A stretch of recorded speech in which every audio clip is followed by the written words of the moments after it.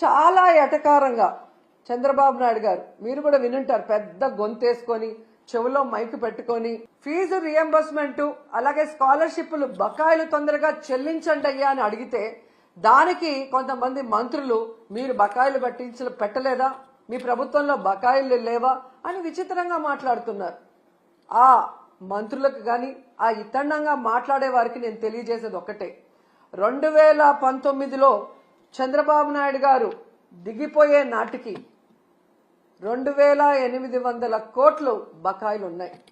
ఆ రోజు ఆ బకాయిల్ని జగన్మోహన్ రెడ్డి గారి ప్రభుత్వం సంపూర్ణంగా చెల్లించడమే కాకుండా తాను అధికారంలో వచ్చిన తర్వాత ఉన్న వాటిని కూడా ఎలా చెల్లించుకుంటూ వస్తున్నారో మనం చూసాం. సో ఎప్పుడూ కూడా ఒక ప్రభుత్వం మారినప్పుడు గత ప్రభుత్వంలో బకాయిలు ఉంటే వాటిని తీర్చాల్సిన బాధ్యత ఆ అధికారంలోకి వచ్చిన పార్టీకి ఉంటుంది. కానీ అధికారంలోకి వచ్చిన తర్వాత ఈరోజు చేతులు దులుపుకొని పేద విద్యార్థుల చదువుని దూరం చేసి మళ్లీ ఇతండంగా విచిత్రంగా మాట్లాడటం ఎంతవరకు సమంజసమని నేను ప్రశ్నిస్తున్నా. అండ్ ఈరోజు మీరు చూస్తే ఇది చంద్రబాబు నాయుడుకి ఏం కాదు, మీరు గతంలో కూడా చూశారు. ఎందుకంటే పేదవాళ్ళంటే చంద్రబాబు నాయుడుకి చిరాకు. పేదవాళ్ళు మనుషులు కారనా, వాళ్ళకి చదువు అవసరం లేదనుకుంటారో ఏంటో నాకు తెలియదు. కానీ వైఎస్ఆర్ గారు తీసుకొచ్చిన ఈ ఫీజు రియంబర్స్మెంట్ ని ఏ విధంగా ఇంజనీరింగ్ స్టూడెంట్స్ ని ఫీజు రియంబర్స్మెంట్ లో 35,000 రూపాయలకే కోత పెట్టి ఎంతమందిని ఇబ్బంది పెట్టారో మనం అందరం కూడా గమనించాం.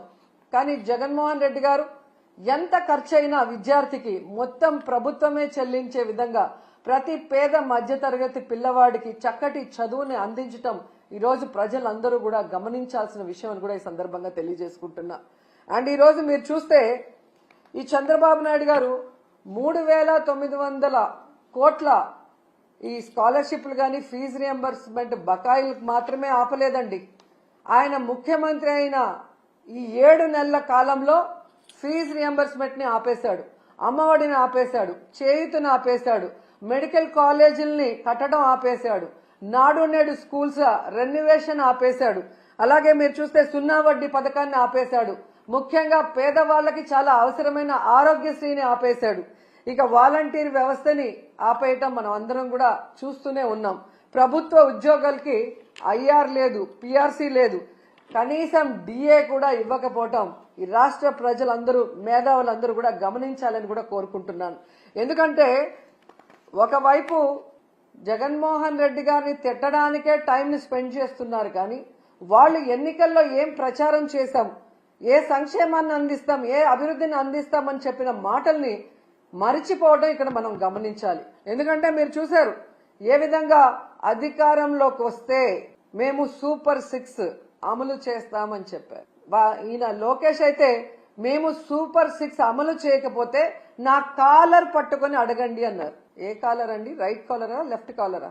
అంటే కాలర్ పట్టుకొని నిలదీసి అడిగితే తప్ప మీరు సూపర్ 6 అమలు చేయరా? ఈరోజు చూస్తే చంద్రబాబు నాయుడు గారు ఎంత కూల్ గా సంపద సృష్టించాక ఆదాయం పెరిగాక అప్పుడు సూపర్ 6 ని అమలు చేస్తామని చావు కబురు చల్లగా చెప్తున్నారు. మరి ఆ రోజు చంద్రబాబు నాయుడు గారు, పవన్ కళ్యాణ్ గారు ఎన్నికల్లో ప్రచారం చేస్తున్నప్పుడు మీకు తెలీదా? ఎందుకు ఆ రోజు ఇదే మాట చెప్పలేదు? మేము వచ్చాక సంపద సృష్టించాక ఆదాయం పెరిగితేనే సూపర్ 6 అమలు చేస్తాం, లేకపోతే చేయలేమని ఆ రోజు ఎందుకు చెప్పలేదని అడుగుతున్నా. ప్రజల్ని మోసం చేయాలన్న ఆలోచనతోనే కదా అబద్ధం చెప్పారు. మళ్ళీ మీరు చూస్తే చాలా ఎటకారంగా చంద్రబాబు నాయుడు గారు మీరు కూడా వినుంటారు, పెద్ద గొంతేసుకొని చెవులో మైక్ పెట్టుకొని తమ్ముళ్ళు బటన్ నొక్కుతాడంట జగన్మోహన్ రెడ్డి. బటన్ నొక్కడం పెద్ద విషయమా? మూలనున్న ముసలమ్మ కూడా బటన్ నొక్కుతుంది అని ఎటకారంగా మాట్లాడాడు.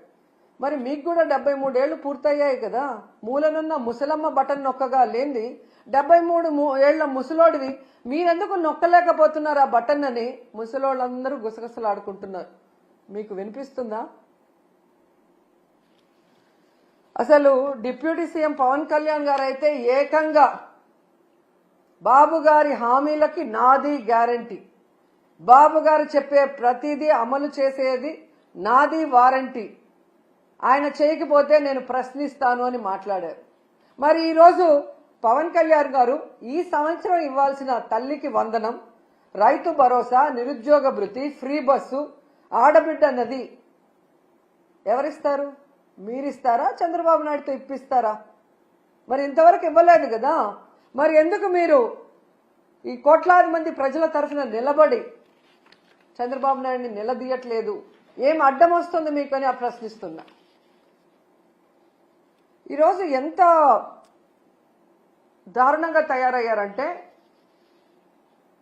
నేను నా కొడుకు పవన్ కళ్యాణ్ గారు అధికారంలోకి వచ్చేసాం కాబట్టి ఈ రాష్ట్ర ప్రజలు ఏమైపోయినా పర్వాలేదు, వీళ్ళకి మనం చెప్పింది ఏది చేయాల్సిన అవసరం లేదు అని ఎంత కేర్లెస్ గా ఈ ప్రభుత్వంలో ఉన్న పెద్దలు ప్రవర్తిస్తున్నారో మనం అందరం కూడా గమనించాలి.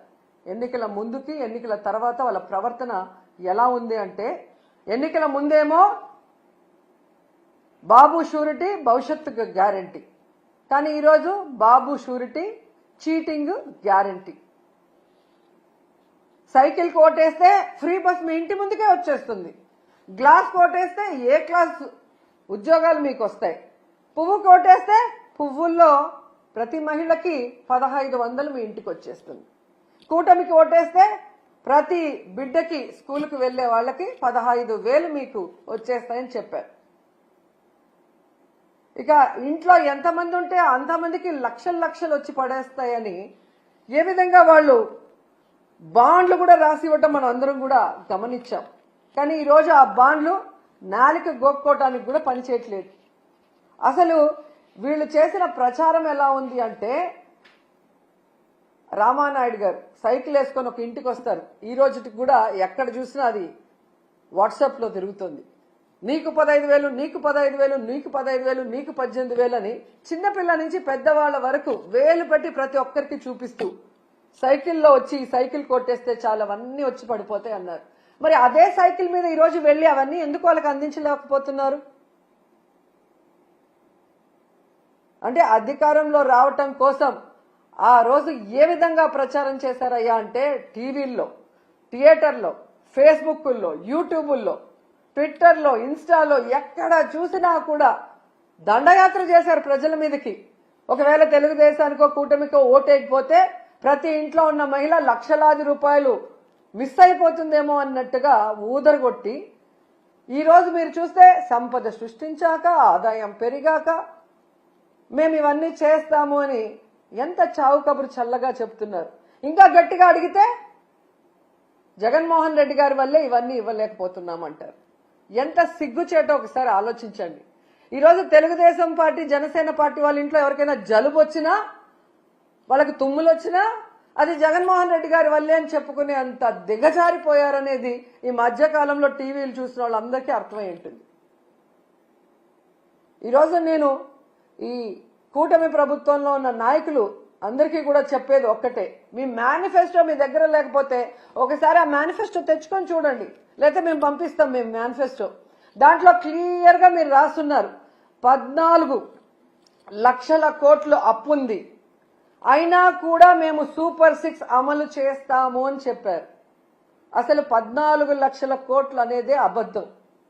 మొన్ననే మీరు అధికారంలోకి వచ్చిన తర్వాత మీ అధికారులు మీరు అంతా కూడా ఎక్సర్సైజ్ చేసి అసెంబ్లీలో ప్రవేశపెట్టారు, కేవలం 6.5 లక్షల కోట్లు మాత్రమే అప్పు ఉంది అని.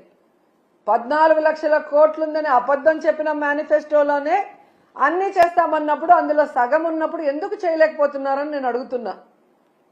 అసలు ఇప్పటికీ రాష్ట్రం విడిపోయాక మొదటిగా ముఖ్యమంత్రి అయింది మీరే. మీరు దిగిపోయేటప్పటికి ఎంత అప్పు ఉంది, మీరెంత అప్పు చేశారు, మీరు ప్రజలకు ఏం సంక్షేమాన్ని ఇచ్చారు, రాష్ట్రానికి ఏం అభివృద్ధి చేశారో ఒక వైట్ పేపర్ రిలీజ్ చేయండి. ఆ తర్వాత వచ్చిన జగన్మోహన్ రెడ్డి గారు 5 ఏళ్లలో ఎంత అప్పు చేశారు, కోవిడ్ సంక్షోభంలో కూడా రాష్ట్రానికి ఆదాయం లేకపోతే ఎలా సంక్షేమాన్ని అభివృద్ధిని చేశారు, ఎంత అప్పు చేసి ఆ అప్పు డబ్బులు ఏమైందో కూడా ఒక వైట్ పేపర్ రిలీజ్ చేస్తే మీ అబద్ధాలకి ఫుల్ స్టాప్ పడుతుంది. ఎన్నికల ముందే కాదు, ఇప్పుడు కూడా అబద్ధాలు చెప్పుకొని బ్రతకాలనుకుంటున్నారు తప్ప రాష్ట్ర ప్రజలకు ఇచ్చిన హామీలు నెరవేర్చాలన్న చిత్తశుద్ధి లేకపోవడం దురదృష్టకరం. సో మీకు ఒకటే చెప్తున్నాను, మీ బడ్జెట్ లో మీరు చెప్పినట్టుగా బడ్జెటరీ లోన్ 4,91,734 కోట్లు, అలాగే నాన్ బడ్జెటరీ లోన్స్ అంటే కార్పొరేషన్ల ద్వారా తెచ్చిన 54,797 కోట్లు, అంటే మొత్తం కలిపి 6.5 లక్షల కోట్లు మాత్రమే అప్పు ఉంది. దాంట్లో మెజారిటీ మీరు చేసిన అప్పులే 2014లో. సో 14 లక్షల కోట్లు ఉన్నప్పుడే అన్ని అమలు చేస్తామన్న మీరు ఈ రోజు చేయకుండా దాన్ని జగన్మోహన్ రెడ్డి గారి మీద తోసి తప్పించుకోవాలి అంటే వదిలిపెట్టే ప్రసక్తే లేదు. అండ్ ఈ రోజు మీకు హెచ్చరిస్తున్నాం, పిల్లల జీవితాలతో చెలగాట మాడే విధంగా కనుక మీరు ఇలాగే ముందుకు వెళ్లి ఫీజు రియంబర్స్మెంట్ బకాయిలు కానీ విద్యా దీవెన వసతి దీవెన బకాయిలు చెల్లించకపోతే మీకు డెడ్ లైన్ 5వ తేదీ, ఫిబ్రవరి 5వ తేదీ లోపల చెల్లించకపోతే వైఎస్ఆర్ కాంగ్రెస్ పార్టీ నాయకులు, కార్యకర్తలు, విద్యార్థుల తల్లిదండ్రులతో ఫీజు పోరు చేసి మీ మెడలు వంచి పిల్లలకి అండగా నిలబడతామని కూడా ఈ సందర్భంగా తెలియజేసుకుంటున్నాం. అండ్ ఫైనల్ గా ఒకటి చెప్పాలనుకుంటున్నా, ఈరోజు ప్రభుత్వానికి ఎలా సంక్షేమాన్ని అందించాలి, ఎలా అభివృద్ధి చేయాలని చేతగాకపోతే జగన్మోహన్ రెడ్డి గారిని తిట్టడమో, మాలాంటి వాళ్ళ మీద ట్రోల్స్